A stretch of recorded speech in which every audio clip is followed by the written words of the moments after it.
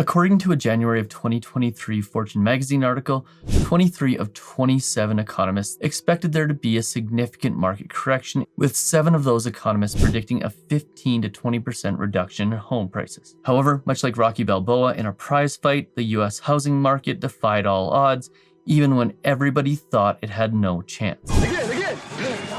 He's getting killed! Oh, no. He's not getting killed, he's getting mad! And instead of declining, real estate prices increased by 4%, a twist that left many bewildered, including likely the 23 of 27 economists who thought for sure that the real estate market was about to crash. Oh, God, that was horrible. Even when the market had everything going against it, including higher inflation rates, higher interest rates, and a significant decrease in demand, it still managed not to crash. But the real question is, did it actually fail to crash in the face of these headwinds, or has it just not crashed yet? We'll be breaking all that down right here, including why the 2023 forecasts were wildly inaccurate, what forecasters expect in 2024, and why you shouldn't trust those forecasts or rely on them to make your future home buying decisions. And of course, we'll delve into what you should be focusing on instead. But first, let's talk about how we got here, why the market defied all odds, and what that may mean for the coming real estate collapse. And yes, at some point, there's going to be a collapse. It's not a matter of if, it's just a matter of when. But is that when in the near future, or is it a long way down the road? So let's start first by taking a look at 2023. Because at the beginning of the year, most economists were expecting a significant correction in real estate prices. Obviously, a correction that never came. And this is despite the fact that all economic indicators indicated that the market should correct. We had higher inflation, significantly higher interest rates, which we'll get to in a bit, and an economy that seemed to be slowing down quickly. However, as the year progressed, the market took a divergent path. House prices didn't just hold steady, but they increased by up to 4%, in some cases up to 5%. But was this growth a sign of underlying market strength, or were we just setting the stage for a delayed crash that is set to happen in the near future? Well, even though the seeds of the market's resilience weren't obvious at the time, they were sown early during the pandemic. At the onset of the pandemic, there was widespread expectations that the housing market would collapse in the face of pretty much everybody being out of work. Instead, contrary to all forecasts, and keep that in mind, contrary to all forecasts because it will become important later, the market boomed. Factors that contributed to this included historically low interest rates, reduced spending, increased savings, a sharp decrease in housing supply, and a surge in demand that was fueled by a shift to remote work. And obviously this led to a desire for more spacious living in suburban areas, which meant there was a significant shift in the preference for real estate amongst Americans. In addition to that, a large number of millennials and Gen Zers moved up their buying decisions, realizing that living at home with their parents was no longer the most optimal scenario. I lived with her to save money. And as home prices went up more and more and the prospects of being able to own a home in the future became less optimistic, even more young people jumped into the market out of fears that if they didn't do so now, they would never be able to.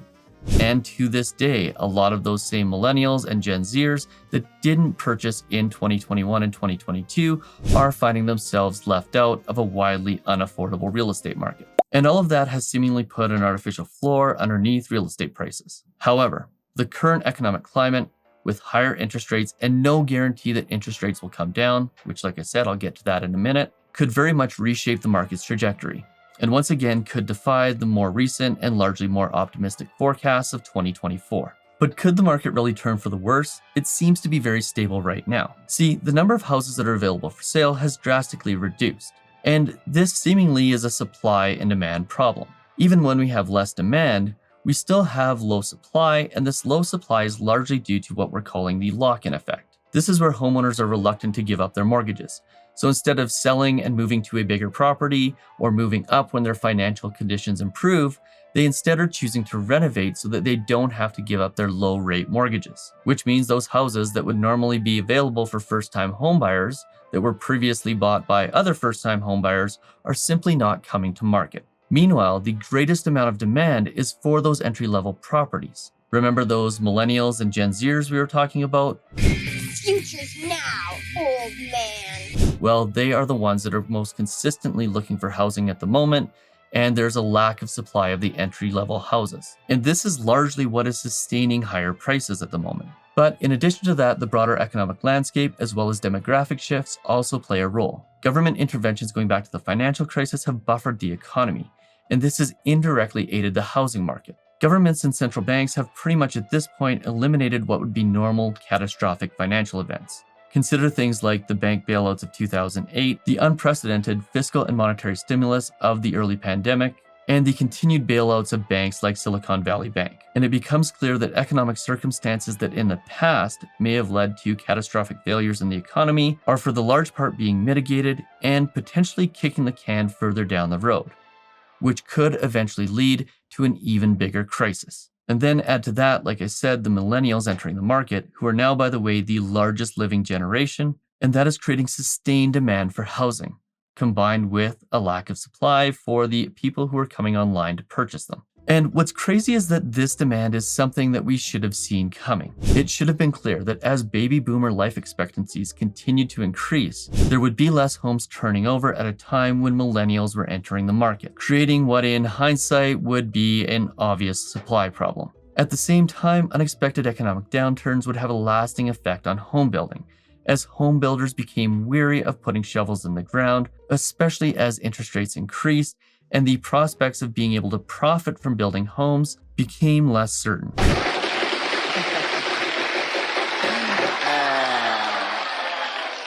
And this created a very clear gap between supply and demand that continues to increase, which is probably why Warren Buffett just made a substantial bet on US home builders. I'll link to the video on that topic at the end. But looking ahead to 2024, even with it being clear that we have a significant supply problem, experts are still divided on their predictions. While they are largely more optimistic than they were in 2023, and that's probably to do with the fact that 2023 turned out to be a decent year for real estate, some argue that the market's fundamental strength will continue to drive growth, while others argue that the economic headwinds are just too much to face. In fact, some are even drawing parallels to the 2008 financial crisis, insisting that a correction or a crash is inevitable. You smell that? What is that? What? What's that smell? The cologne? No.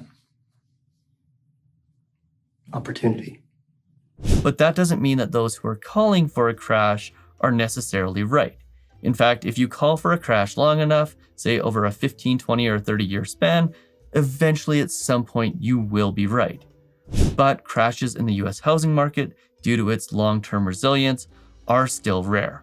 And all of these conflicting views highlight the uncertainty of forecasts. And while we can all agree that the forecasts for 2024 are significantly more optimistic, the question is, should they be? And the truth is, they probably shouldn't. And therein lies the problem. The problem is the problem with forecasts. These forecasts, while grounded in economic trends and data, are ultimately speculative. And even though when we talk about speculating on stocks or speculating on investments, we know that that's inherently a bad thing, we often turn to speculative forecasts when it comes to the housing market, which it turns out is probably a mistake for 99% of people. Because economic forecasts can't foresee unforeseen events. And it is the unforeseen events that cause significant run-ups in prices, like those that happened in 2020 through 2021. And it's also the unforeseen events that cause significant downturns. But sometimes these events aren't actually unforeseen. In fact, a lot of the market risk for 2024, the stuff that could bring down the market and isn't being as mentioned as much as it was last year,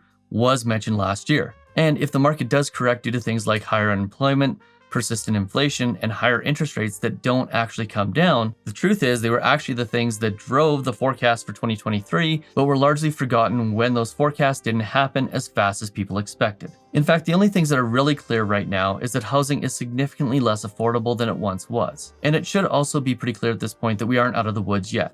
Even though the Fed is suggesting that there should be at least 3 interest rate cuts in 2024, that could change at the drop of a hat. If there's anything that we should have learned over the last several years, it's that the Fed's forecasts are often not only very wrong, but also more optimistic than they should be. I mean, I can't be the only one who remembers Jerome Powell stating that interest rates would remain low well into 2024. Well, they obviously didn't. And not only that, the majority of economists got 2020 wrong, 2021 wrong, 2022 wrong, and 2023 wrong when it came to their forecasts. And that's the problem with using forecasts to make buying decisions. You just can't do it. It is certainly tempting to use those forecasts in order to make your buying decisions, but you simply cannot rely on them. No, the home buying decision should be made just like any other purchasing decision. The criteria should be quite simple. The first is, can you afford it? The second is, do you need it? And the third is, does it make sense for you to buy it? Because regardless of what the forecasts say, the only thing reliable about the forecasts is that they're probably going to be wrong, which means they should play about as big of a role in your buying decision as a tarot card would. Sorry for those of you who use tarot cards to decide whether or not you should buy a home. Don't worry, I'm not going to call you crazy. Are you out of your goddamn mind? Instead, you should look closely at your personal situation. How does the cost of owning compare to the cost of renting? What are my prospects for continued job stability? Do I have the financial ability to weather an economic downturn? What is the amount of time that I expect to own this home? And overall, is it affordable for me? And if based on that criteria, it makes sense for you to buy, then buy. Don't worry about the forecasts.